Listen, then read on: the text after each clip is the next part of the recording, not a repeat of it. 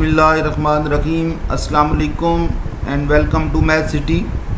आज जो थ्योरम हम करने जा रहे हैं वो है if GCD of A and B is equal to 1, a divide c and b divide c, then show that a into b divides c.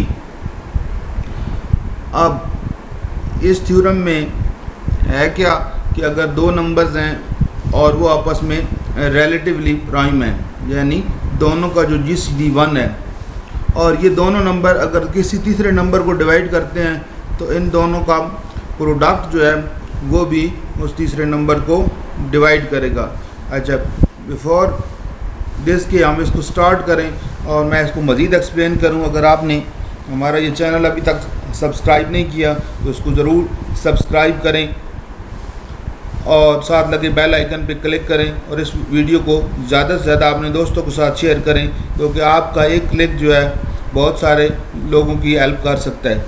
अब इसमें कहता है कि if GCD of A and B is equal to 1, यानी दो number हैं जो relatively prime है। रिलेटिवली प्राइम का मतलब ये होता है कि वो खुद प्राइम नंबर ना हो, लेकिन वो खुद तो प्राइम नंबर ना हो लेकिन एक दूसरे के हिसाब से वो प्राइम, यानी उनका जीसीडी जो है 1 हो। फर्ज करें कि मैं दो नंबर आपके पास दो नंबर ले लेता हूँ, एक है हमारे पास लेट से 4, चलें एक ले लेता हूँ मैं 3। अब ये दो नंबर हैं, इनका अगर जीसीडी निकाला जाए, यानी इनमें जो कॉमन डिवाइज़र है वो ज़ाहिर 1 ही है, 1 के अलावा कोई नहीं है, तो इन दोनों का अगर जीसीडी देखा जाए तो मेरे पास 1 आ रहा है। अब अगर देखा जाए 4 जो है ये भी 24 को डिवाइड करता है, 3 है ये भी 24 को डिवाइड करता है। यहाँ मैंने ए ले लिया है 4, बी ले लिया है 3 और सी जो ले लिया है वो है मेरे पास 24। तो कहता है कि अगर ऐसी सिचुएशन है कि ये दोनों नंबर किसी तीसरे नंबर को डिवाइड करेंगे तो इन दोनों का जो प्रोडक्ट है ए और बी का, यहाँ ए और बी का जो प्रोडक्ट आ रहा है वो मेरे पास आ रहा है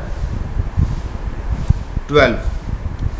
तो आप देखें 12 भी डिवाइड करता है 24 को, यानी ए बी जो है और सी क्या है, ये सी हमारे पास 24 है। तो अगर दो नंबर अलग अलग किसी नंबर को डिवाइड करते हों और शर्त यह है कि उनका जीसीडी 1 हो, तो उनका जो प्रोडक्ट है वो भी उस नंबर को डिवाइड करेगा। तो ये हमारे पास थ्योरम है। ये तो था सिंपल एक एग्जाम्पल्स की मदद से हमने इसको प्रूव किया, लेकिन इन जनरल इसको अभी हम प्रूव करने जा रहे हैं।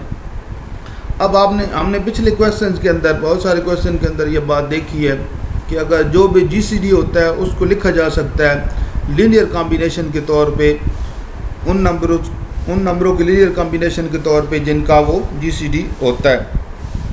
तो अगर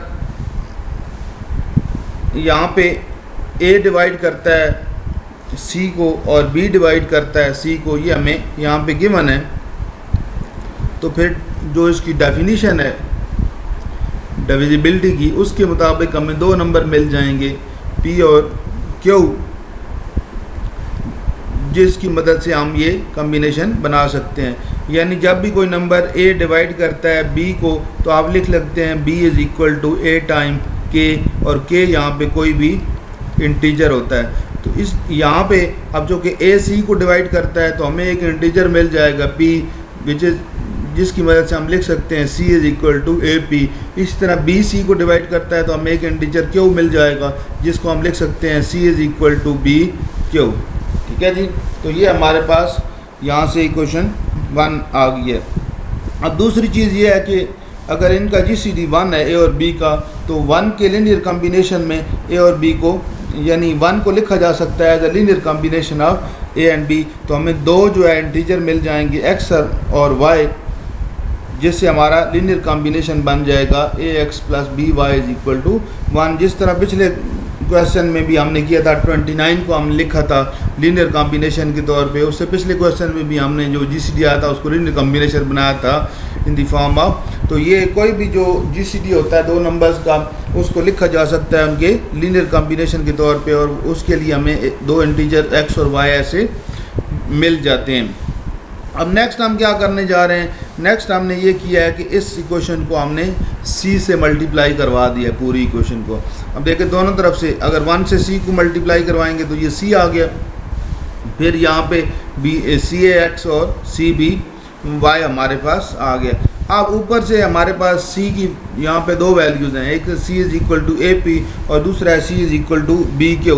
वो उस वन इक्वेशन की मदद से वो हमने वैल्यू यहाँ पे लगा दी है।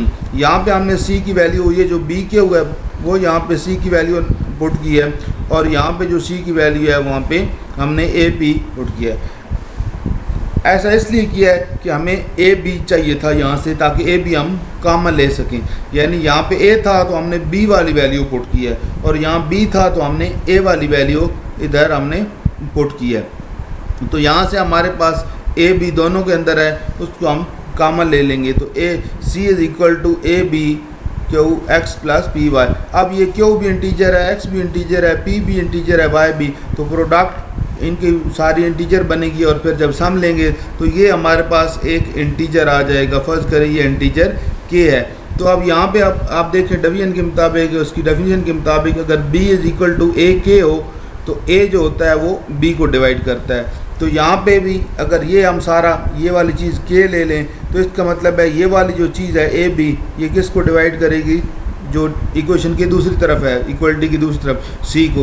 तो इसकी मदद से हम लिख सकते हैं कि ए बी डिवाइड्स c और यही हमें यहाँ पे चाहिए था।